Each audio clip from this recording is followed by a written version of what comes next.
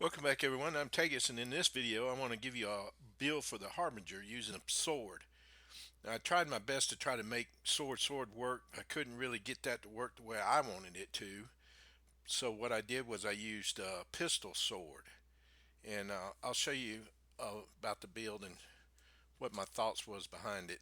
And mainly I've been using this in World v World. So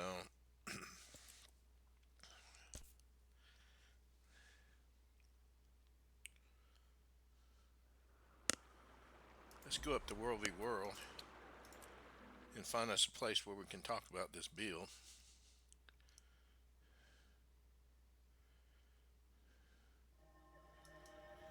Now the thing about Harbinger and the swords, from what I understand, they were supposed to buff up the Harbinger some so that the swords gave it more DPS. So what I did was I asked myself, well, how can I make Harbinger work for me in World v World? Because uh, Reaper stopped working for me for some reason. I don't know what's happened to it, but it just doesn't have any sustain hardly at all. So I decided to try this with the Harbinger. So as you can see right now, let's swap over a minute. I've got pistol and sword. Pistol in the main hand and sword in the offhand.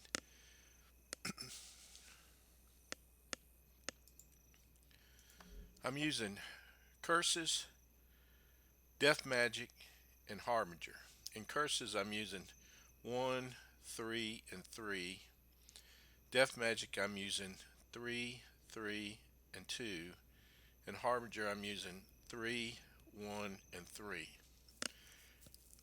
Now, before I get into why I chose each one of those, let me go back just a second to the equipment. I'm using all ritualist equipment, and the reason for that, from what little brief investigation I did in the Harbinger uses its own life force or health points to generate damage. So I wanted something that gave me quite a bit of vitality. So that's the reason why I chose the uh, ritualist armor. And also I wanted something to give me condition damage, because from looking at pistol and sword, a lot of that caused torment, caused bleeding, that types of damage. So I knew that was condition damage. So I tried to find some armor that would provide me with life and condition damage. And that's I chose the ritualist. I wasn't really even sure it was going to work too well, but it has worked out pretty well. All right, so I'm using Superior Rune of the Necromancer. And I think originally I wanted to use a different rune, but I stayed with that one because I already had it on this character. Um, I would suggest there's another rune, I think it's Superior Rune of the Lich, uh, that I was looking at using. So you could swap out just whichever one is the cheapest one for you to use. Because I don't want people to cause a lot of, you know, spend a lot of gold trying to do this build, because it may or may not work for you. And that's one thing I've always found out about trying other people's builds in World v World. What may work for them doesn't necessarily work for me and my play style. So what may work for me and my play style may not necessarily work for you and your play style. But and of course I got all ritualist trinkets. I didn't worry about putting any kind of infusions in there yet, because like I said, I'm still kind of in the place testing stage of this. I've only been doing this like 2 or 3 days, but it's been working out pretty good. I would probably put some kind of like malign infusion in all the stuff to increase the condition damage. So as you can see here, I've got condition damage is pretty high. My life force is pretty high. This right in here, you're not really working too much on crit chance, but I do have some of that slotted under curses.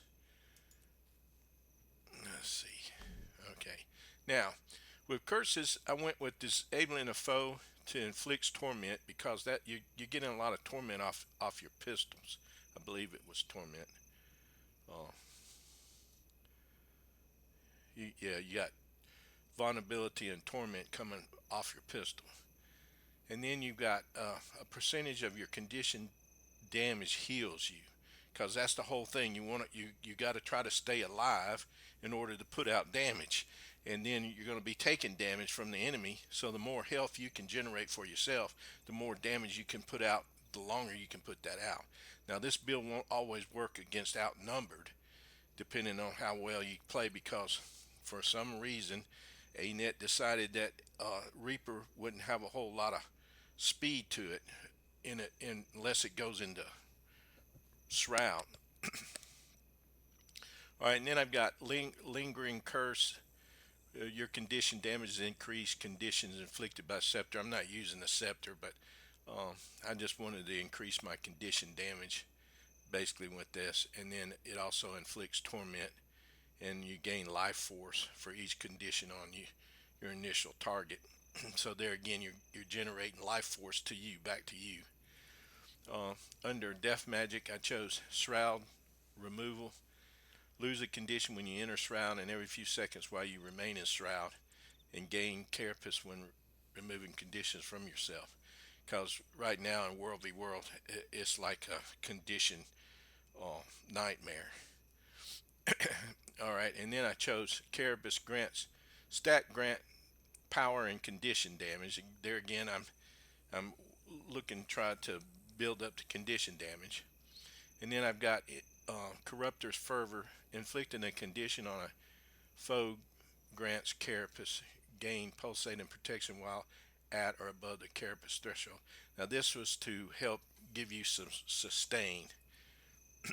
All right, and then under Harbinger, we're using Septic Corruption. Deal increased condition damage for each stack of Blight you have, and we'll get into Blight in a minute. And Shroud Skill 2 also inflicts poison, so that's more condition damage. And then you've got gain stability when entering Harbinger Shroud, gain ferocity based on your vitality. Well, you've got a pretty high vitality, so your percentage of your ferocity is going to be high also.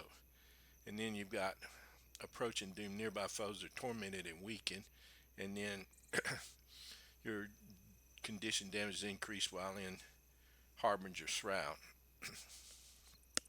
All right, so now my utilities. I first started out with something different, but then I swapped over to this Signet of Vampirism, and that steals health from nearby foes while you're in combat. I'm using the Spectral Armor to break my stun, because that gives you life force uh, and protection while you're in combat. I chose this Elixir of Ignorance that gives you resistance and breaking stun. That's another stun break. So I got two stun breaks, and then I chose Elixir of Bliss, which gives you resolution and converting conditions on yourself into life force. So that gives you more life force for your Harbinger. And and then the last one, which is really nice, and the reason why I chose it for the elite is once you pop it, and watch above, right up here. Once you pop that, Quickly. look at all those different boons you get. Now they don't last very long, but they may last long enough to get you out of some kind of trouble, you know. So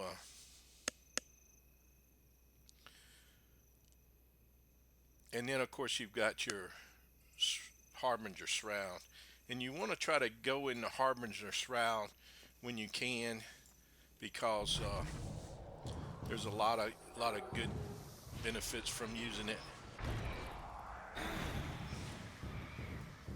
You don't have to use it till it runs out, but and then you've got your pistol,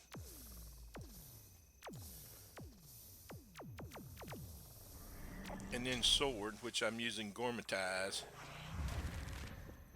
and Devouring Vitches. So let's take a look and see what we can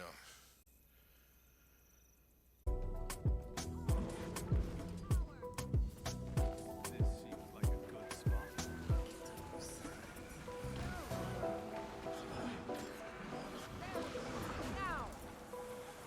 defense, then offense. Might makes me right.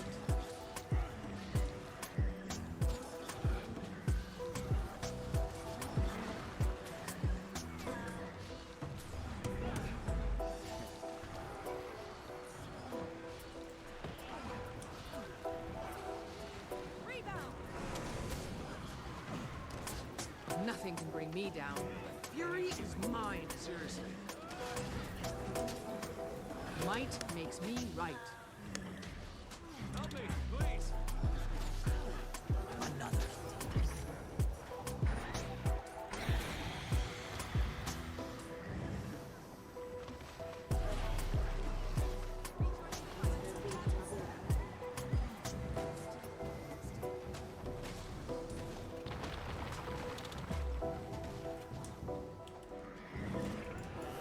See how quickly it turned that one down.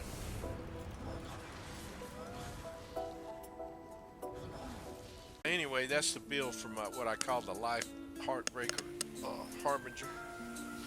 Um, if anybody has any suggestions about how I can maybe improve the build, if I should have used a different type of trade, just drop me a line in the comments, and I definitely will look at it. I'm playing around with different ones, but these were the ones I come up with for now. So I hope you enjoyed playing the Harbinger, and hope this build works for you. And we'll see you next time.